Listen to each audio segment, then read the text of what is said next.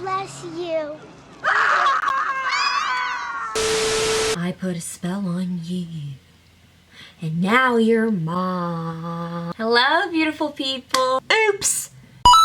Disney did it again with another sequel. This time around, Disney decided to start off spooky season with Hocus Pocus 2, baby. Obviously, I had to watch it because the original is an iconic classic. So I watched it. And I have thoughts. Now, before you continue this video, if you loved Hocus Pocus 2, if you super enjoyed it, that's fantastic. However, I myself am gonna have some things to say. If you loved it, awesome. I'm gonna send you a bunch of cookies to celebrate. I did watch this movie, and after watching this movie, I immediately thought, I want to watch Hocus Pocus. I thought about the best way to do this video, and I think in order to understand just how well or unwell this movie did in comparison to the original, we're gonna have to take a look at the original too. The first Hocus Pocus originally came out in the summer of 1993, and to everyone's dismay, it flopped. This is clearly a Halloween movie. For whatever reason, the Disney team thought, let's put it in the summer. I honestly believe that was probably a huge reason why this flopped. First one was directed by Kenny Ortega and written by Neil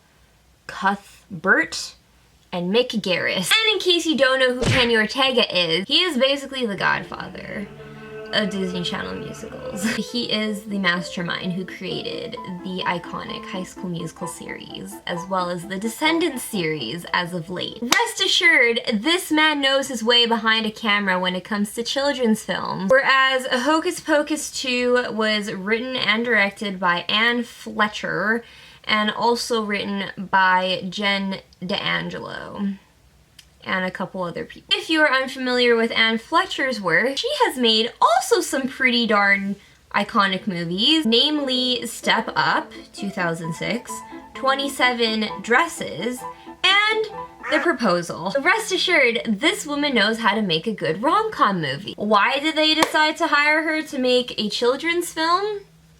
Who knows? But that's who we got. Now that you know a little more information about who's behind each project, let's take a deeper look into the movie. Thank you, Max, for that marvelous introduction. So, the beginning of the first movie starts off in the 1600s, specifically 1693, where Thackeray? I am killing this video already. Yeah, Thackeray Banks. Why they decided to name him Thackeray instead of Zachary? Who knows? Because I guess it wasn't ancient enough to call him Zachary, that they had to add a th. He wakes up and notices his sister Emily missing. Sarah Jessica Parker, gorgeous in this movie, can I just say, is chanting her creepy little song, "Come little children, I'll take thee away." Stop singing! Thackeray hears this and is like, wow, what a horrible voice. I must follow. So he goes and finds the house of the Sanderson sisters. Throughout this whole scene, I felt so bad. Homeboy is sweating his butt cheeks off. Like, the whole scene, he is dripping. He looks like he just came out of a swimming pool. We get introduced to the Sanderson sisters throughout this whole scene and their shenanigans. You get the idea that they're creepy and what they're doing is wrong, but yet at the same time, Kenny Ortega manages to direct this in such a way that still feels kid-friendly. Like, they're literally talking about dead man's toes, and it's still kid-friendly. Dead man's toe. Not only that, but they're brewing up a potion to suck the life out of a child. That is what we're starting this kid's movie with. But before they can start the child eating, Thackeray comes to the rescue and gives it his all and doesn't succeed. They suck the life out of his sister right in front of his eyes. And turn him into a cat. But not only is he the world's most beloved creature, but he gets to be said creature for eternity. I wouldn't imagine how it would be like being a cat for the rest of existence. Now I think I'll lie down here. Now I think I'll lie down here. After this, the witches managed to actually get caught by the town. Before they die, Winifred casts this magic spell that one day a virgin will light the candle and bring them back. Specifically a virgin. I'm looking at you, Captain America. Obviously, Captain America was a virgin. Look out! Apparently being a virgin is a bad thing in these days. Yeah. Oh yeah, and then they get brutally hung. Again, kids movie. I'm not mad at it. I am not mad at it. I'm actually happy that back in the days, Disney had balls. They had guts. So that's the introduction to this movie. Let's see how it fathoms the introduction to the new movie. We start out with the Sanderson sisters in this movie as teenagers? Teenagers, yeah. Apparently it's Winifred's 16th birthday. I guess. I'm not mad at it. I'm not mad at it, because at least she looks like a kid. And the sisters give her a spider as a present because they're witchy like that. And Winifred's not happy because apparently she's supposed to be married to some dude and she doesn't want to be married to some dude because the boys are gross. We hate men. And apparently she made such a fuss about it that the whole town goes after her and makes her apologize and that she has to marry this guy. She's like, I don't want to marry this man, and the guy's just like, thank God, I hate you. I don't want to marry you anyways, you have gross beaver teeth. Oh yeah, and then apparently if there's anybody that she would want to marry, it's Billy Butcherson. Remember Billy from the last movie, her lover? Yeah, apparently that's not a thing anymore. For some reason, they decided to make Billy Butcherson and her not even a thing. And apparently they just shared one kiss. And that's it. And his whole plotline in this movie is to clear his name of being her lover because they only shared one kiss. Why did they decide to do that? I don't, but we'll get to that. We'll get to that later. The sisters get to escape. They go into this creepy forest thing, and that's where they encounter Mother Witch. Remember, every time they mention in the first movie, Mother. And before she's about to kill them, like the child-eating person she is, she sniffs them. And she sniffs evil. Because I guess evil's a scent. Smells like a turd covered in burnt hair. So she introduces them to the book. They come across this spell, this huge ultimate power witchy spell. But she says, no, stop, don't look at that. So Winifred's like, okay, I won't look at that. And warns them that that's a spell you should never do. Never do that spell. As you can imagine, they end up doing the spell.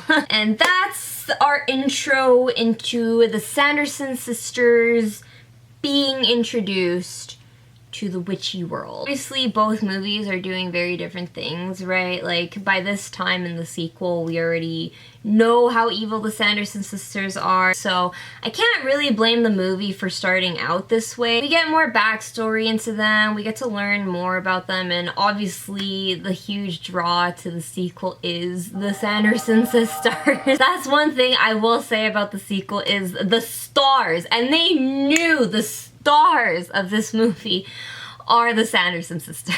So it makes sense to start off with them and start off with their lore. However, I do think it could have been better in the sense of maybe introduce them in another creepy light. Get it? It's a children's movie, right? I'm not asking for this to be horror, but that's what made the first one so good, was the fact that it had that level of creepiness to it, but also kid-friendliness to it. It really did a good job with blending the two, whereas this one is definitely more kid-friendly. For me, what would have been a better introduction for this movie would have been a different creepy evil thing that the Sanderson sisters could do, because there are so many different spells in that book. Encyclopedia of creepiness. All in all, I didn't really mind the intro to this one. It obviously, again, wasn't as freaky as the first one. The first one well introduced how powerful the Sanderson sisters were. You know, not only did they kill a child at the beginning, but they also turned Thackeray into a cat. You know they have the upper hand on so many levels, and you know that they're gonna be presented as a threat throughout the movie because of this intro. It's a really good introduction for the first movie, and this movie, it's fine. It's fine, you know. I guess at least we started off with the sisters, right? Moving on to the reason why everyone actually watches these movies are the characters who aren't the Sanderson sisters. I'm Allison. Allison. Kiss me, I'm Allison. In the original, we are introduced to Max, Danny, and Allison. Max is this new kid on the block who came from Cali, I believe it is. Surf's up, bro, California. California! Where a lot of people think I'm from, but I'm not. Yes, I know I talk like this, but I'm not from California. Anyways, that's a whole other thing. He flirts with Allison and does weird things with his pillow, imagining it to be Allison later. Runs into the neighborhood bullies, which honestly, this part just... this scene is just... This is ice. Peak cinema right there. And we're introduced to his sister Danny, who interrupts his pillow session. We get this really cute brother-sister back and forth between them, and it feels so natural, this brother-sister relationship. I love it so much. He's being not quite the biggest fan of taking his little sister. He's being not the kindest about taking his sister Halloweening? Trick-or-treating! Yeah, so he's forced to take his sister trick-or-treating while his parents go bananas.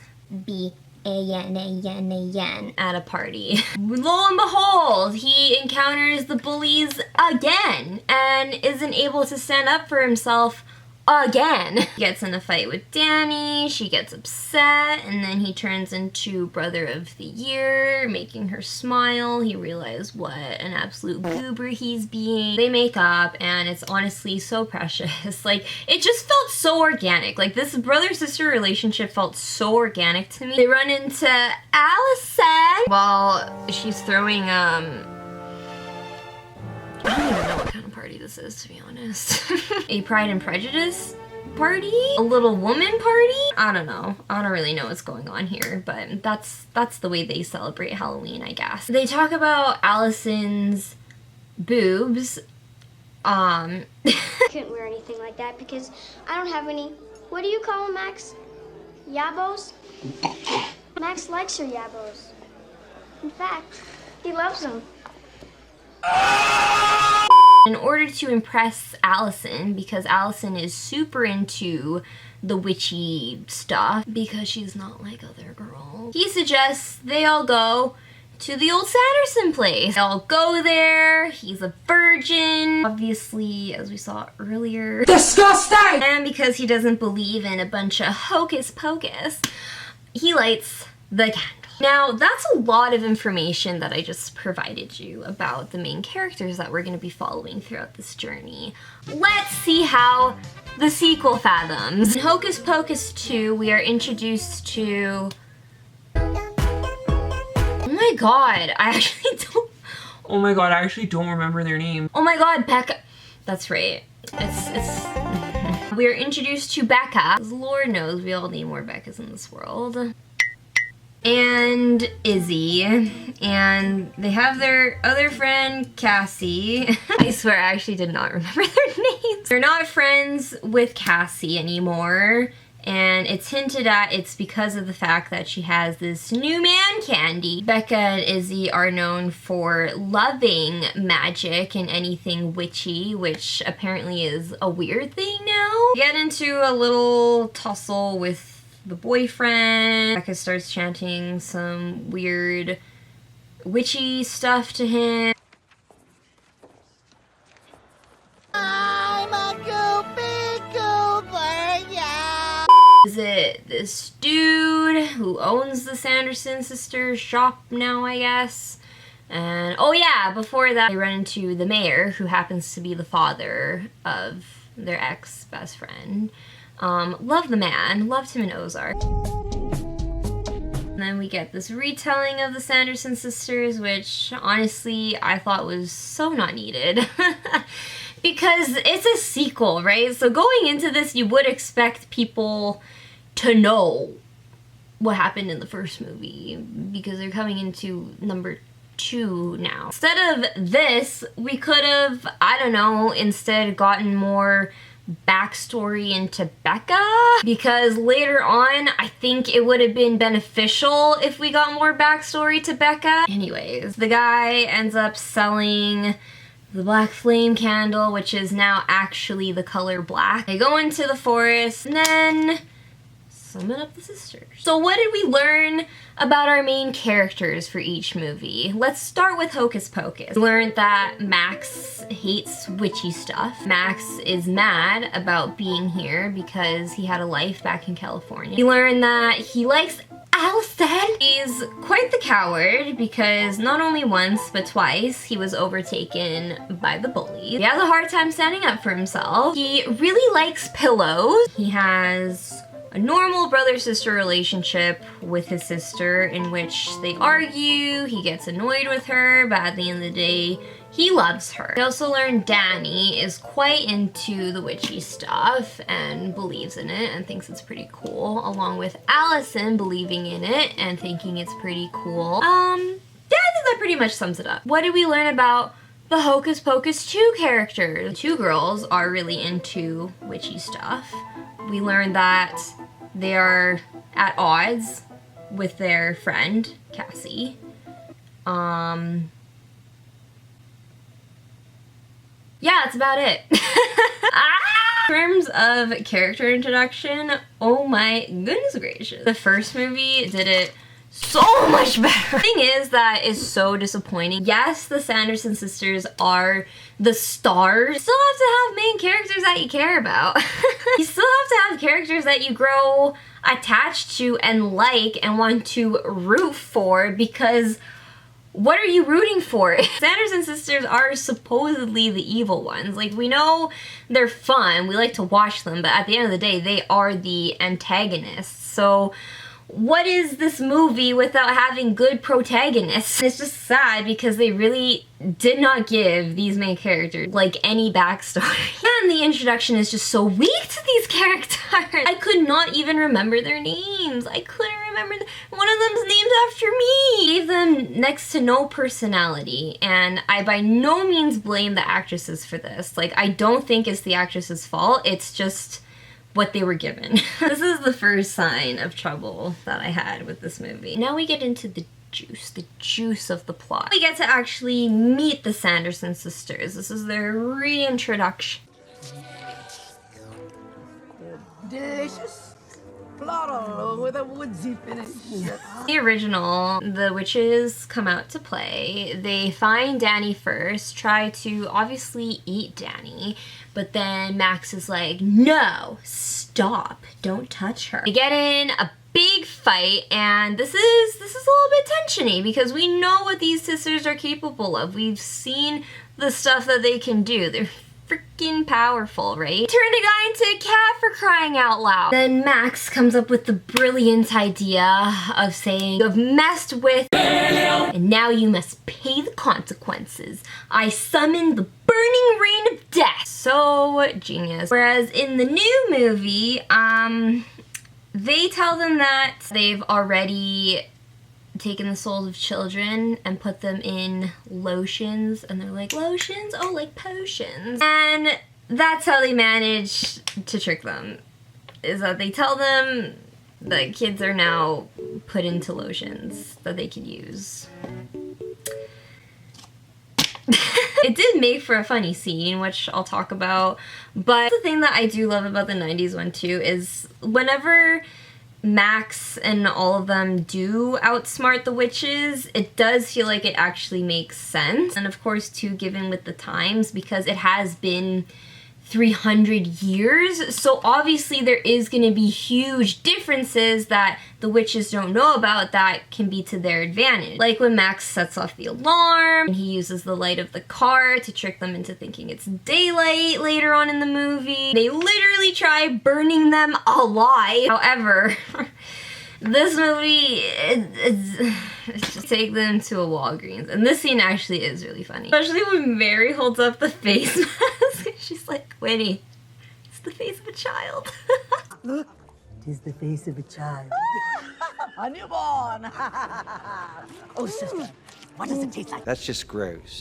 I loved it. I loved that part. I just wish there was a better way to get them to go here and do that scene. And also in comparison with the first one, we felt their threat. They actually fought with Max and the three of them before they managed to escape. This one, they just talk with them and negotiate with them for a little bit. Automatically, the stakes don't feel as high as the other one because, I mean, they didn't do anything threatening to the two girls in this one. And then moving forward, the rest of the trickeries and outsmarting them, it's just lame. They do the same salt thing. They did this in the first movie where they figured out that salt protects you from the witch's powers. And so they do the same thing here, except they trap the witches in a circle of salt. And that's what they do. So then we get to the plot, the actual juice of the movie. Dance until you die!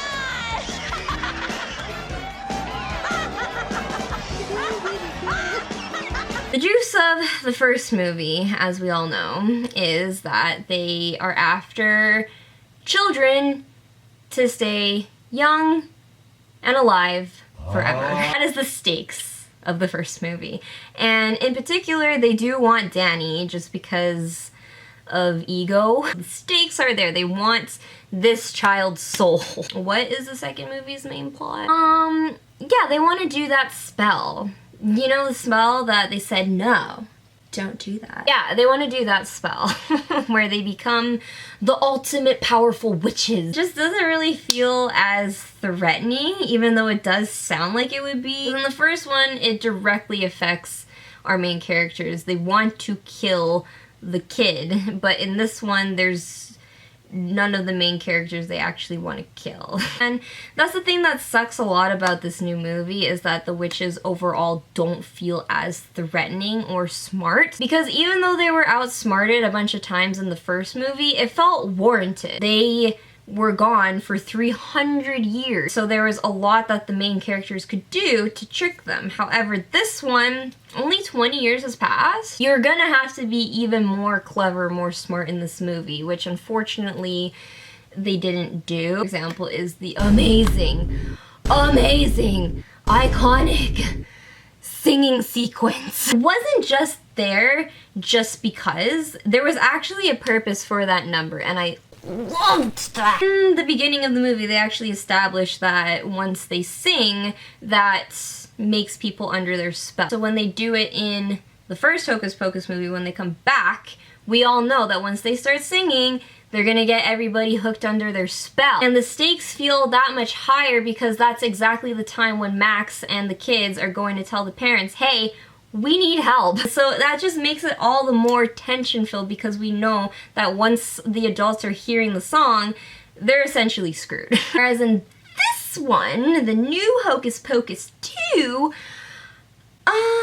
they just do it for the sake of making everybody find the mayor. It just didn't really feel as threatening because, again, like, do we care?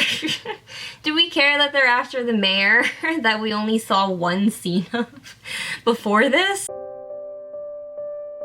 Maybe if they were all after Becca and they were going after Becca, it would feel more threatening. And during this whole sequence, Becca and Izzy aren't even in the crowd. Like, it's literally just this random crowd. I love the fact that they were able to do another musical number because obviously we love that, but it wasn't really as necessary to the plot as it was the first time around. Also, the choice in song. What was that? Don't get me wrong, I love One Way or Another, but come on, you should have did at least another Halloween type song, man. One Way or Another thing is not Halloween-y. Then also we have this whole side story with Billy, and it's just so unnecessary. And yeah, Billy's whole story is just that he wants the world to know that he was not Winifred's lover, and that they just shared one kiss. And that's it. And to make it even worse too, the dude that his whole idea that he wanted them to be brought back, like this guy, his whole reasoning is because he saw them all the way back when they were there in '93 and saw them explode. So then that made him want to bring them back, I guess? What? What is this plot? They could have had him so that he just didn't know. Like that would have made more sense, that he just sold the candle and just didn't know the consequences. But no, they actually made him have a backstory into wanting to bring them back. I don't know. Don't ask me. Don't ask me. The other thing too, I guess, to mention as a side-by-side were the jokes. We desire children. Hey, that may take me a couple of tries, but I don't think that'd be a problem. There were some fun moments, don't get me wrong. Like, I did have such a fun time watching them in the Walgreens, their contest. I thought that was so funny too. Like, they saw these other people dressed as them. It was funny. That was really funny. And just their banter, obviously. Like, we love seeing these three back in action. Like, they're so good. It's interesting to note that there was definitely more adult humor in the original. Disney was not afraid to go there. There's at one point they run into the bus guy, and the bus guy is like, whoa, look at you fine ladies, get in my bus immediately. Yes, I will impregnate you. It's so funny because you can rewatch it now as an adult and just laugh at that, right? There's that whole sequence where they think they meet Satanas and they enter Satanas' house. Mary is like freaking out over a baby commercial. Honey, I lost 5 pounds according to the bed.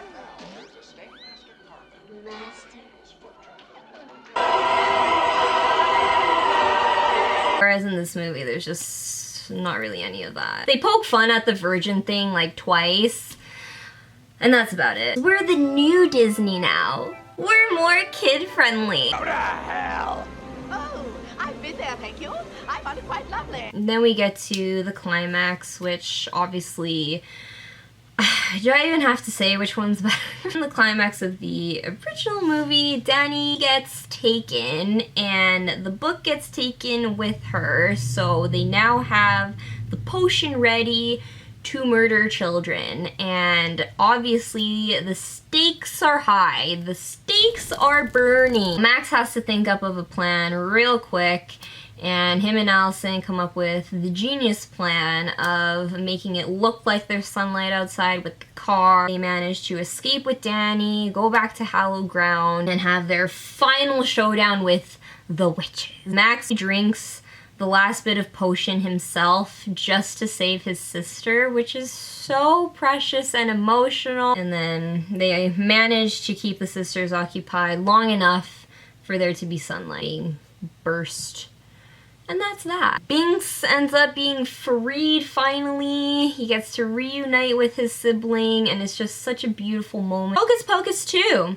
How does that fathom? End up taking Cassie instead of the mayor because I guess Cassie is related to the mayor, so they can take her blood instead of his blood to make the potion work, or the spell work. They take her. Do we care?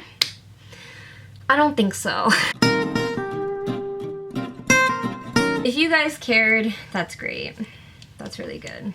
Because I wish I did. I wish I did. Sure, she's a really lovely, nice girl, but I just didn't care. They do the spell, and then plot twist, oh my gosh, it actually makes it so that you lose the thing you love most.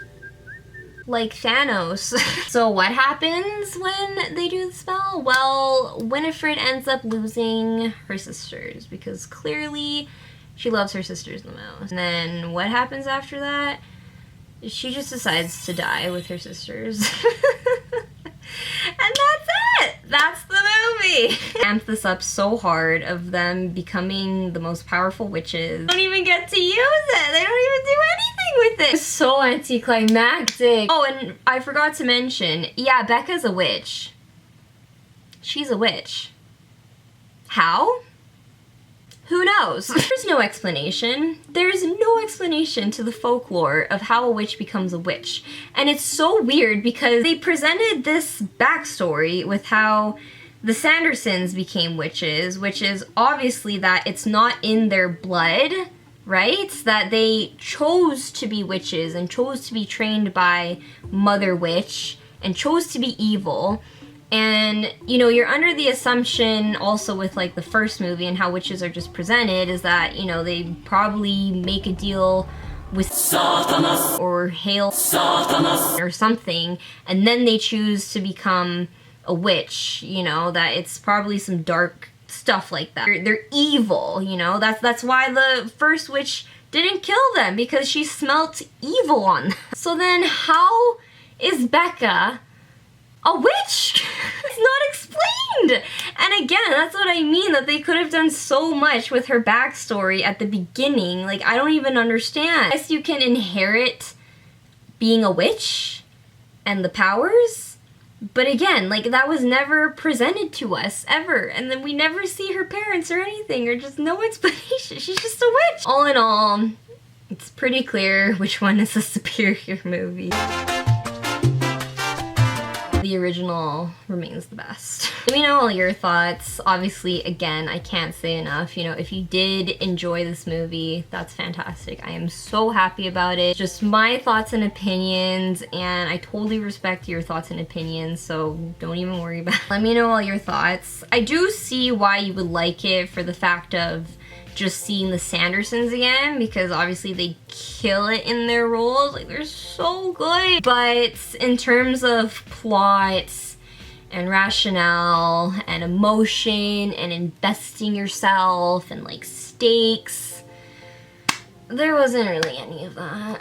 And it was definitely more aimed towards kids. Like, this felt very kid-friendly. This one is forgettable, while the other one is so memorable and so rewatchable, and that's what makes it so great and loved for years. Thank you. Thank you for coming to my TED Talk. This is just my thoughts. I'm not the end-all be-all. I'm not correct with everything, so please just, yeah, don't think that I think I know everything, because I know I don't. Thank you all so much for watching. Until next time, beautiful freaks. Mwah. Hocus Pocus 1 starts off with the 16th century. God, I already sound like an idiot.